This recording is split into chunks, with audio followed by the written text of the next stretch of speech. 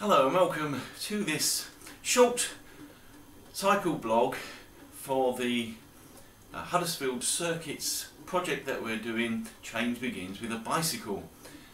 As I've probably picked up by now, we're doing all sorts of things to help support the work of All We Can, the Methodist Relief and Development Organisation, with providing bicycles to people in different parts of Uganda. And that's why I've got my Uganda t-shirt on. Well, as we're moving into this time of Lent, I thought I'd just share with you a couple of resources that have been made available to us. The first thing, for those of you in the Huddersfield Circuit, you may well hopefully by now have got a copy of this Landscaping Lent. Marvellous little book put together from all the skillful and talented people in the Huddersfield Circuit, and there's lots of reflections in there for you. This has been given out to every member and other folks in the Huddersfield Methodist Circuit, and some folks have said, oh, what does it cost us? Well, it's been a free gift. But there has been an idea from some folks that if you feel you'd like to make a contribution towards this gift that you've been given, then maybe you'd like to support the All We Can project of the circuit. And if you'd like to do that and make a donation, please get in touch with your local church or your minister there to find out how you might be able to do that. But don't forget, it is a free gift, so there's no obligation for you to do that. Along with this, All We Can have also produced some marvellous material for Lent, and it's called Change Begins with a Bicycle. God's story of transformation begins with you. And this Lent resource is freely available on the All We Can website, and you can download it and use it for your daily reflections, or use both of them in different ways. And there's marvellous stories and ideas of how you can use the material in here for reflections and activities and actions as well that you can get involved with. So there's some two great resources that are available for our journeying through Lent together. Landscaping Lent, for those of you certainly within the Methodist Circuit in Huddersfield, and then online you can find the All We Can material. Both very good and both well worth using during this time of Lent. So All We Can are the Methodist Relief and Development Agency that is helping people not just in Uganda but across the world. And I just thought I'd share with you briefly today how it all came about originally with All We Can. So, first of all We Can has been around for about 80 years or so, and it can trace its roots all the way back to the 1930s.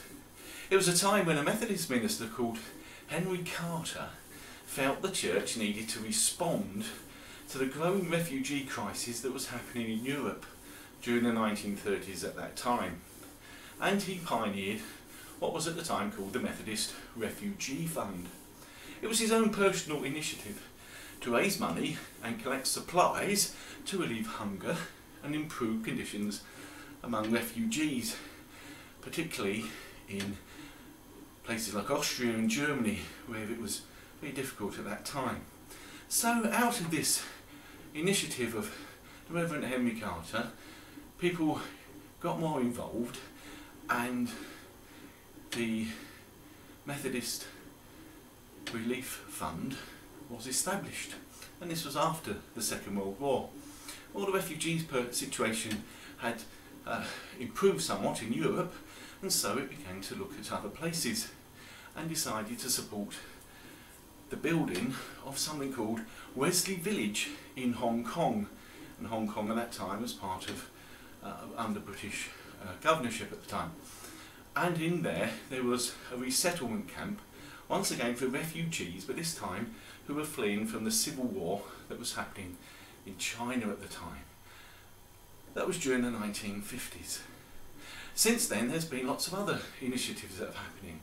They've become involved in helping out when there were so terrible hurricanes during the 50s in the West Indies, famine in India, fire in Burma as it was known in those days, and also helping during that time of the Hungarian uprising.